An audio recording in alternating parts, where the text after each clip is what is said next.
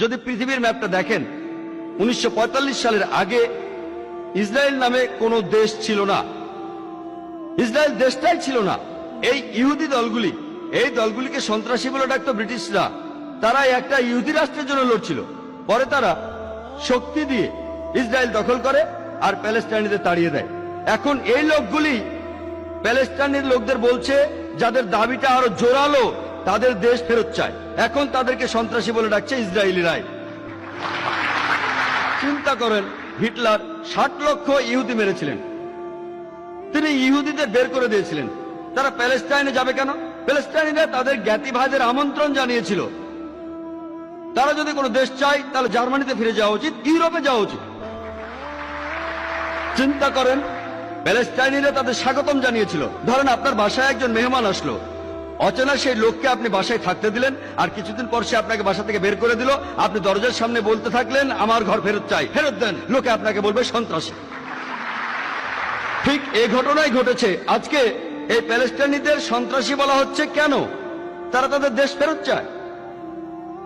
আর এখন পৃথিবীর মানুষ, বিশেষ করে উন্নত দেশগুলির মানুষ, তারা নির্বিকার ভাবে এই অন্যায় মেনে নিচ্ছে। আমরা জানি যে জার্মানিতে ইতিহাস আমাদের বলে 1968 থেকে 1992 সাল পর্যন্ত রাডার মেইন হফ গ্যাং তারা অনেক নিরীহ মানুষকে হত্যা করেছিল। ইটালিতে ইতিহাস থেকে আমরা জানতে পারি রেগ ব্রিগেডের কথা, তারাও অনেক নিরীহ মানুষকে হত্যা করেছে। এমনকি 1978 সালে তারা অপহরণ করে ইটালির প্রধানমন্ত্রী এলডো মোরাকে, আর 55 দিন পর তাকে হত্যা করে। আরো যদি দেখেন, এরকম দল, এরকম সন্ত্রাসী দল এমনকি জাপানেও আছে, দ্য জাপানিজ রেড আর্মি। তারা একটা বৌদ্ধ কাল্ট, ওম সিনরিকিও বৌদ্ধ কাল্ট। আর তারা একবার নার্ভ গ্যাস দিয়ে টোকিও সাবওয়েতে হাজার হাজার মানুষকে মারতে চেয়েছিল, কিন্তু ভাগ্য ভালো তারা খুব একটা সফল হতে পারেনি। সেখানে মারা গিয়েছিল মাত্র 12 জন। তবে 5700 জনেরও বেশি নিরীহ মানুষ এই ঘটনায় নার্ভ গ্যাসের কারণে আহত হয়েছিল। এরা সবাই বৌদ্ধ। ইংল্যান্ডে 100 বছরের বেশি সময় IRA, আইরিশ রিপাবলিকান আর্মি, বিভিন্ন আক্রমণ চালিয়ে যাচ্ছে ইংল্যান্ডের বিরুদ্ধে। এরা সবাই ক্যাথলিক, তবে তাদের ক্যাথলিক সন্ত্রাসী বলা হয় না, তাদের বলা হয় IRA।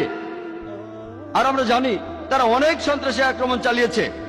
শুধুমাত্র 1972 সালে 3টা বোমা বিস্ফোরণ, প্রথমটাতে 7 জন মারা গেছে, দ্বিতীয়টা মারা গেছে 11 জন, তৃতীয়টা মারা গেছে 9 জন।